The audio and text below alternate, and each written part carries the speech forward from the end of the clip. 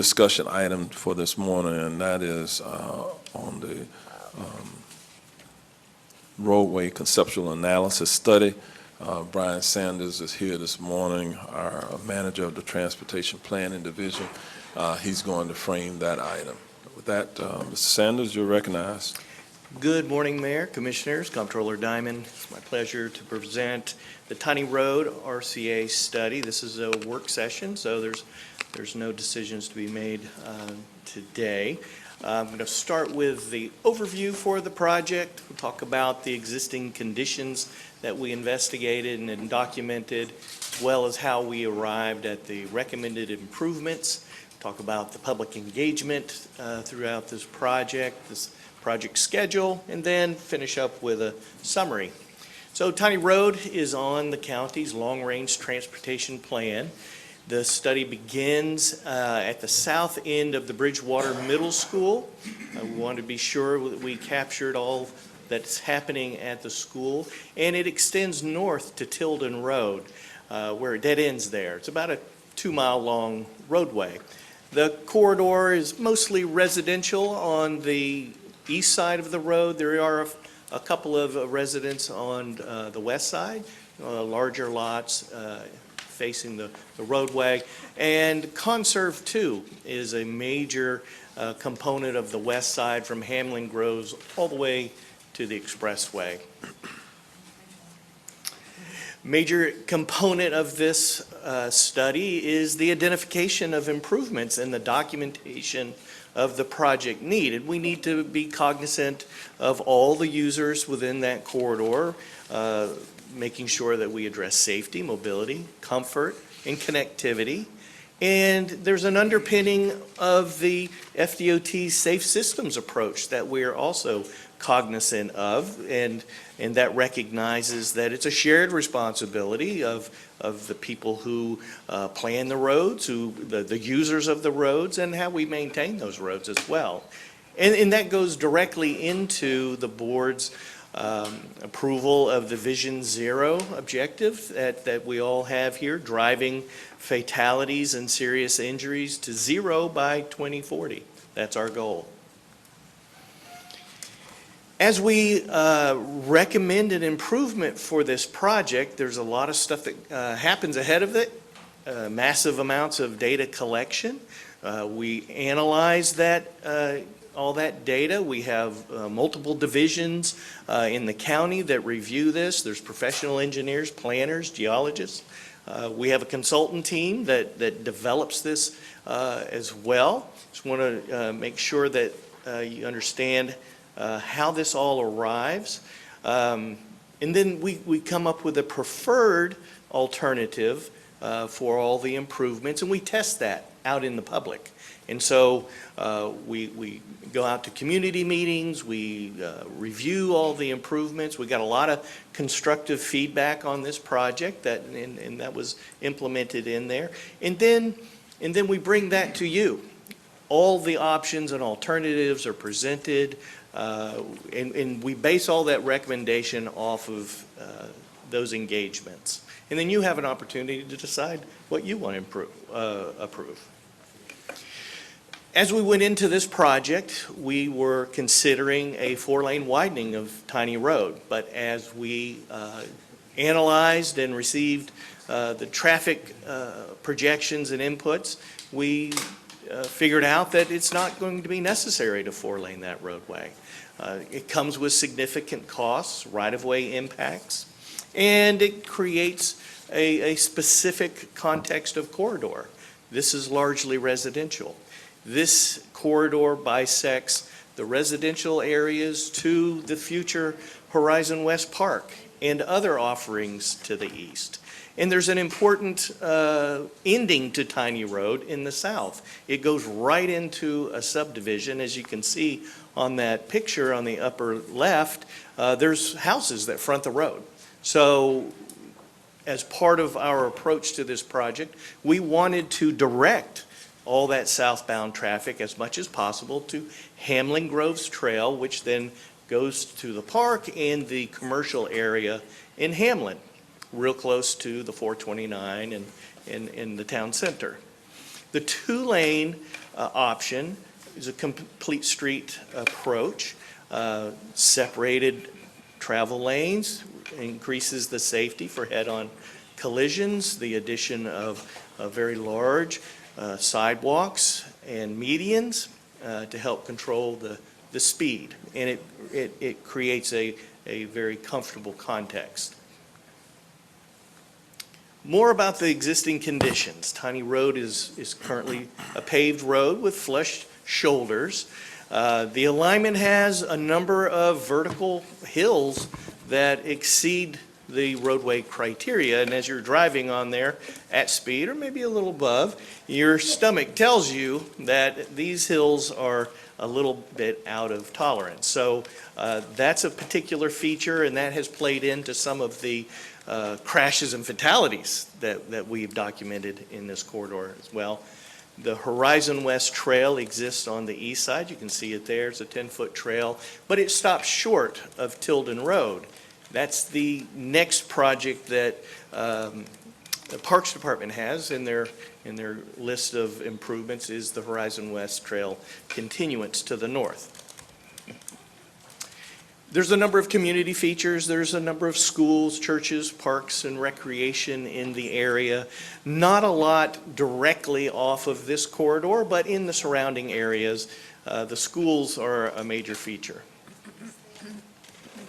In terms of the land use, the west side is largely consists of land owned and utilized by Conserve from Hamlin Groves Trail to the north. That's basically all Conserve.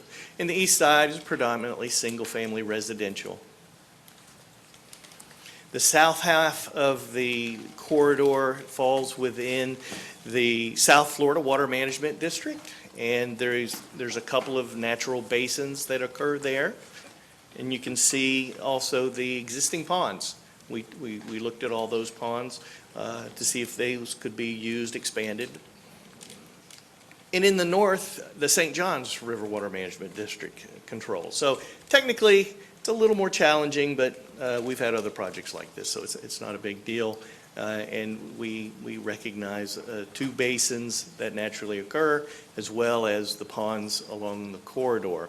Now, as we move forward into design, we're going to be cognizant of some special basin criteria for the Ocklawaha hydrologic basin, the Wekiva Recharge Protection Basin, and the Lake Apopka Hydraulic Basin as well. So we're cognizant, we've documented all this as we move forward. We also do an environmental assessment. A high level, we don't feel that the recommended improvements will have a huge impact to the wetlands in the area. No protected species were observed by the study, but habitat in the area could support a number of reptiles and birds in this corridor. So we've documented the potential for that. So surveys for protected species will be done during the design. We're setting the stage for the designers to make sure that they look at those areas. Also, no historic buildings or archaeological sites were identified. In terms of the traffic, this is a big data collection point for us as we decide whether we 4-lane, 2-lane. The current volumes is about 9,000 average annual daily trips on that corridor. In a few years, the opening year of the project, we're looking for traffic to increase as Horizon West increases and develops as well. Moving on into the design year of 2048 with about 26,700. Now that reaches just into the failing category for roadways, but as I go on and you'll see the recommendations, we have something to help mitigate that. We also encountered and documented a number of pedestrians and bicyclists, very healthy numbers. The trail is there. There's offerings there for recreation. We expect that number to increase. As for the crashes that we've documented, we extended the period of data collection to recognize the 2 fatalities that have happened within the corridor. The vertical curves played into that quite seriously, and that's a major component for the improvement of this corridor. There were a number of nighttime crashes, wet condition crashes, and again, with those curvatures, the sight distance challenges that presents, we think we have the answer for that. We are recommending 3 roundabouts for this corridor. Roundabouts have fewer conflict points. It promotes slower speeds. You have to slow down before you get into that. There's just the geometry of the circles just makes that happen. And with lower speeds, the severity of crashes go down as well. Pedestrians also only have to cross one direction of traffic at a time. There's a resting place in between.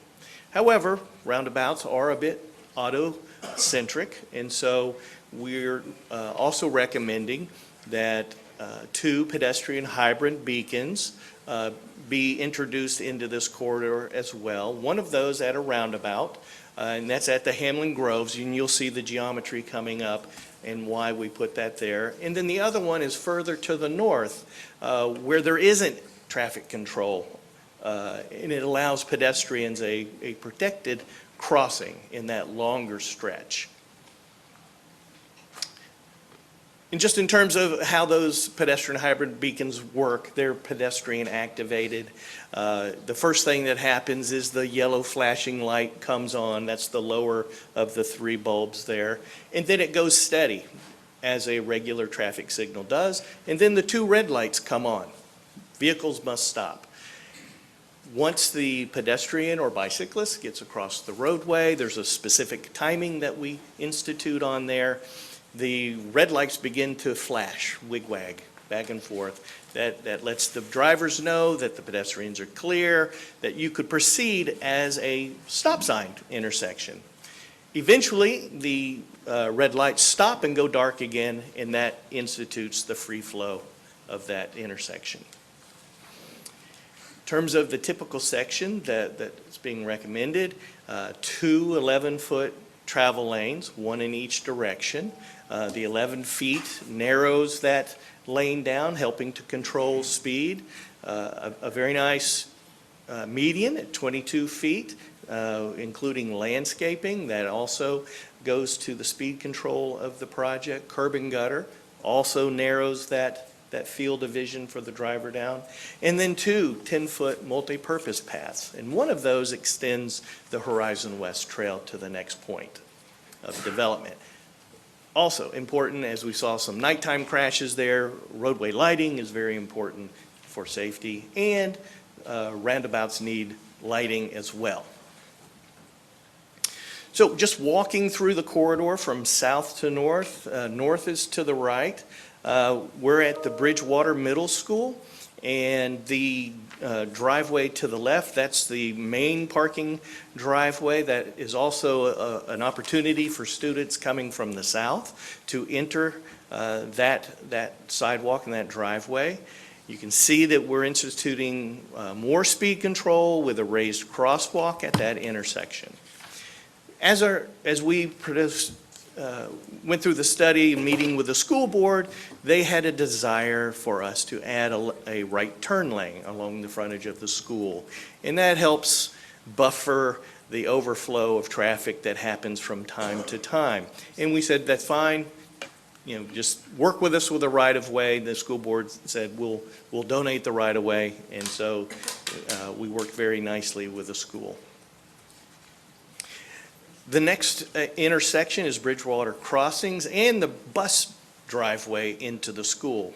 And this is also a major point of student access to the school for the Independence subdivisions, the Orchard Park, and everyone to the north. And so we have a couple of speed controls with raised crosswalks, a roundabout, and future connection you can see there to the park as that develops. The alternative to that, we looked at a number of intersection alternatives for each one of the intersections. It was a raised intersection. That's where the intersection is vertically raised, and so it's at grade with the crosswalks. It's more conducive to pedestrians and bicyclists as well, and it serves as a speed control for traveling vehicles. Moving a little further to the north, we come to Hamlin Groves Trail. And this is the point in which we want to direct traffic further to the west to get into that Hamlin commercial area and the park. And you can see the geometry that we selected as a bypass to the roundabout. And so this is where we're looking to install the pedestrian hybrid beacons in order to provide that pedestrians and bicyclists a way to get across that movement protected. All right. The alternative to that was another bypass that we looked at. It helps with the direction of travel, but it still provides a direct south approach as well. So based on the community outreach and our opinions, that we feel that the roundabout would be a best option there. Moving further north to the Orchid Hills community, this is their main entrance. While all these subdivisions are connected, this is a much more pronounced gateway to their subdivision. We're recommending a roundabout there as well. Safety, speed control is the message as we move through the corridor. We did look at an alternative, which was a traditional intersection, and we're showing a bulb out for roundabout U-turn access.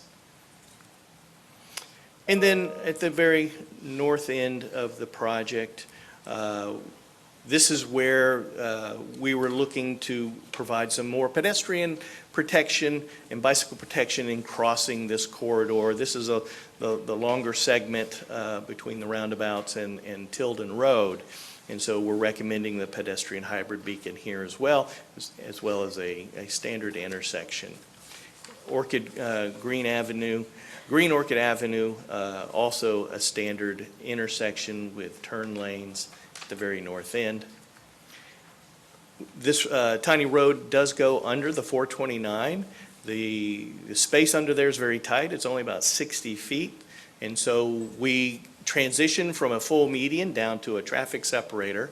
And for the comfort of pedestrians and bicyclists, we're recommending a barrier walls on the outsides of the road to help give them a feeling of protection as vehicles and peds and bikes go there.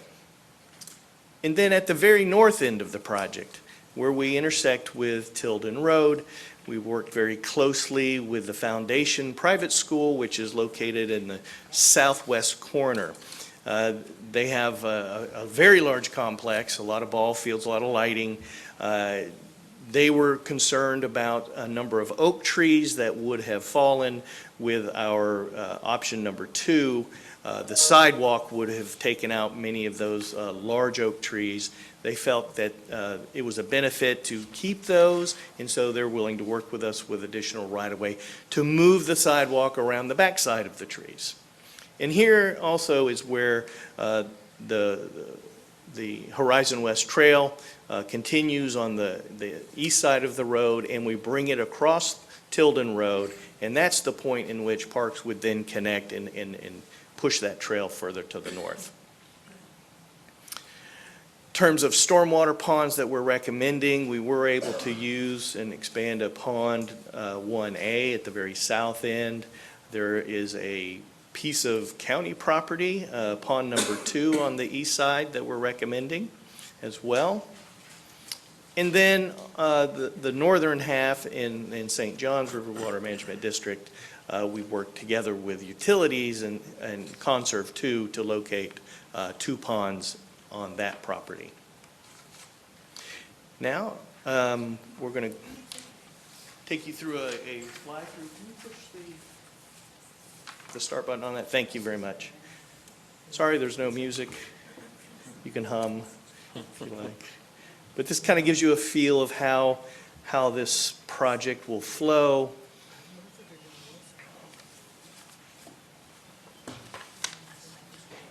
Provides that access to the school.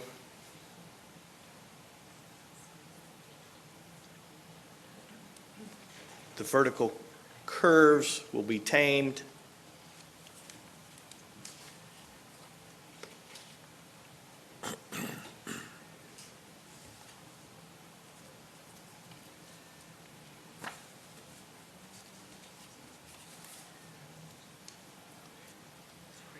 Here we're coming to Hamlin Groves Trail.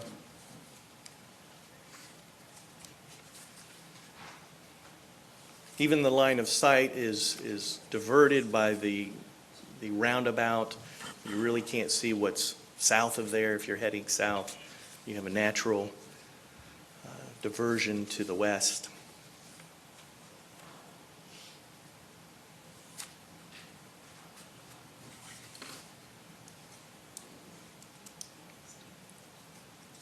The pedestrian hybrid beacon.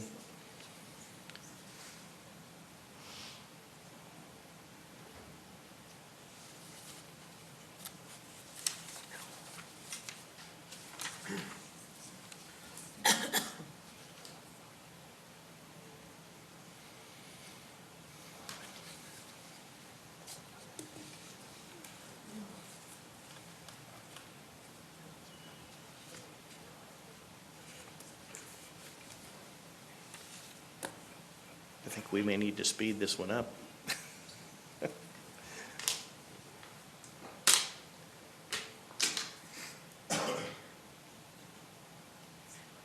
Oh, it is speeding up by itself. There we go. And then the end of the project. Oh, can you please restart the presentation? Thank you very much. Oh, no, stop that. Let me move on. There we go. Very good. So, in terms of the evaluation matrix, we looked at right-of-way impacts, natural impacts, how safe are the improvements that we are providing recommendations for, and the costs of the project, including the next production phases. We're estimating about $26.5 million for the conversion of this project versus $31.2 million for the alternatives that we've shown in this presentation. That does not include, that's not a 4-lane improvement number. It would be much higher than that. In terms of interim improvements, we saw the need to try to help that corridor with some signage, some pavement markings, some reflectors. I would have loved to have been able to squash those hills down right away, but that's a major project. So these are the improvements that were installed. The public called these out, said that we got to have something out there, and so our traffic engineering has already installed these. In terms of public engagement, we've had a couple of community meetings. We've met with the major subdivision representatives, the school board, the Foundation Academy, and others. We've run a project website since this project started. We've answered numerous phone calls and emails. We've been to the LPA for a work session. We're here for the work session with you guys, and we'll be back with hearings coming up. Here's the schedule. We're looking for a hearing in February and in March to wrap up this project. Here's our schedule overall. We do have funding for design. We're not quite there with identifying funding for some right-of-way and construction at this point, but as we move through the budget processes, this can be a priority for you. In terms of the summary, we're going to implement the consistency with the comprehensive plan. Here's a list of areas of the plan that we are consistent with in this project. And in summary, consideration of all the existing data and the engineering criteria, anticipate the future conditions and recommend a preferred alternative, which addresses safety and pedestrian access. Tiny Road will be designed as a 2-lane urban roadway, with your approval, of course, utilizing complete streets in the tenets of Vision Zero. The raised medians will separate northbound and southbound traffic as well. 3 roundabouts are proposed to calm speeds and create a safer intersection configurations. And the preferred alternative includes enhanced pedestrian and bicycle facilities by adding multi-use paths on the west side of the corridor and the extension of the trail on the east side as well as additional crossings of Tiny Road. The preferred alternative addresses sight distance for those hills on the way. There are huge deficiencies in the corridor, and that is the presentation I have. Again, this is a work session. I'm here to answer any questions or any comments. All right, there are questions or comments. We'll Great. start with Commissioner Moore, then we'll go to Commissioner Martinez-Simrad. Commissioner Moore, you're recognized. I didn't think I would get to go first, so hold on just a second, back to my notes here. It's a beautiful project, Brian. Okay, my first question was, Ms. Sibley comes here on a regular basis, and while I know Tiny Road from being on the school board and visiting Bridgewater Middle School, I'm not as familiar with that trail. And so she gave us testimony this morning about some of her concerns. Does this address those? Did you hear her this morning? Yes, I did. I believe she was referencing a different portion of Hamlin Groves Trail. It was on the other side of the commercial area. And that's a 4-lane roadway. It carries a significant amount of traffic. The traffic is platooned by the traffic signal coordination along that corridor, and it's critically important as drivers that we pay attention to not only the vehicles, but the pedestrians, bicycles, scooters, and all. Well, I didn't mean to get you sidetracked. That's one thing I don't like to do to staff is you give us a wonderful project and then you go, well, what else? All this, so you don't need to continue there with me. But in that regard, in the section that you are dealing with the Yes. trail and these improvements, do you think in that area it would address her concerns? I believe so. When specifically at the roundabout locations, those are locations where the geometry changes for all of the users, including pedestrians and bicyclists. And so they have to take a sweeping curve. It's not like you're zipping along on a scooter on a straightaway on a sidewalk, counterflow to the traffic. So everyone has to slow down, including the scooters and bicycles and peds and drivers. And so you're coming into a slower environment, and the orientation of the vehicle is important to your sight distance for all those things as well. We do have standard intersections for the side streets as well. And again, it's responsibility, just like I said with the safe systems approach. We all take responsibility in the corridor, including the motorists. And Brian, did you say there were some pedestrian hybrid beacons? Yes, as part of that? and those help also. One of those is at the roundabout at Hamlin Groves Trail. That stops vehicles and allows the peds and bikes to move. The pedestrian hybrid beacon is for crossing those busy corridors. Okay. That was my question for Commissioner Wilson because she's not here today, so I wanted to make sure I asked that on her behalf. I love the pedestrian concrete barriers under the bridge. That'll be interesting to see how that works out. I like the idea of the 2-lane rather than the 4-lane. I think that was good. I guess I'm just mostly concerned, have you built in some methodologies? Because you really gave us the best. You gave us a wonderful version that's safe, and I think most people would love it. But in case of funding, I always would be curious in these presentations to see what has been put in from the transportation impact fees in this area, because we all have to be concerned with roadways in all of our districts. So I'm curious how short we are with what's been funded through all the growth in this area to pay for it. And then the other piece I think we should start talking about is, let's say we get this built, you find the money, and it's a beautiful project, how much is it going to cost to maintain? And what are the taxes being paid in this area to pay for that maintenance? Because I don't want to see some of the folks in our inner cities, the money coming from their taxes to pay in these new areas. So I applaud you on all of the wonderful, I don't want to call it bells and whistles. I mean, it was Vision Zero improvements, but I would love to see if we have a funding problem, if there's any way to dial some of that back a little bit, because I'd rather see the road built than just put on a shelf for 20 years. You do bring up an interesting challenge in terms of funding. This is not a capacity improvement project, and so impact fees would not be used. We would have to use our other funding. So these are the type of projects that we have heard the community wants, the board wants. These are not cheap projects, but they're very impactful, they're very safety-oriented, and if we want to have these things, we have to have a commitment to that funding. And again, this is not a capacity project. Well, then, we're elected single-member districts, which we all want what's best for the county, but, we all want these kinds of projects throughout the county. So I would love to see some mathematics on if this area can actually afford it with the taxes they're paying. So maybe you can follow up with me at a future time. Will do. Thank you. Commissioner Martinez-Simrat? Thank you.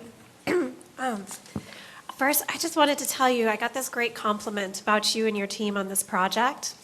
Yeah, so it came by way of Save Orange County, who hears so many complaints all of the time, but they reached out and they said, it was a really thoughtful process in terms of planning, and they took the consideration of the community really to heart. So congratulations, it's great to hear. Thank you. I want to recognize my team. Yeah. Ian Fires is our project manager. Blanche Hardy's our section supervisor. And also thanks to all those that have put their hands on this project through all the divisions. Thank you. Awesome. I had just a couple of questions. One was the 11 homes that are impacted with right-of-way. Are they supportive? Are they okay with this? Yeah, as we've gone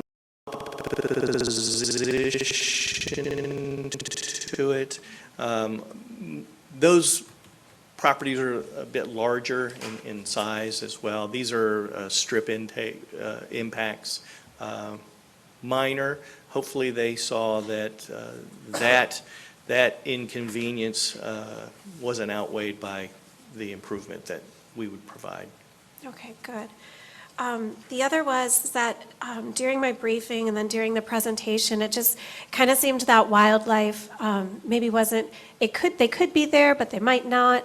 But when I look at the chart here, it says that the potential impact to threatened and endangered species is moderate. But I didn't see any wildlife crossing signs or tunnels or things like that for them to get through to avoid conflict on the road for both drivers and animals. Right. So as we go through the study, a wildlife assessment in terms of habitat is performed, and this corridor did not present that cross-corridor continuation of wildlife habitat. We'll continue to look as we're going through the design process, and as we identify species during that process for opportunities, if there is, for crossings. If we do see that, there's signage, there's opportunities if the conditions are right for underpassing small animals, but we're just setting the stage during the study. So at the end, do you think that that would be reduced to like low potential impact instead of moderate? If we're not going to choose to put up signs, we would see a low there? Yeah, and that's all based on what is found physically in the field, if that Great. sort of habitat exists. Great.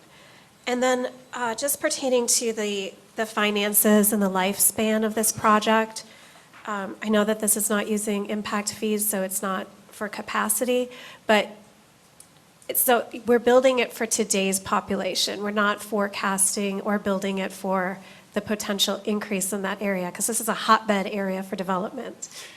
We actually are. As you can see, the increase in riders over the years. We're accommodating capacity, but we're not going from a 2-lane to a 4-lane. It's a 2-lane to a 2-lane.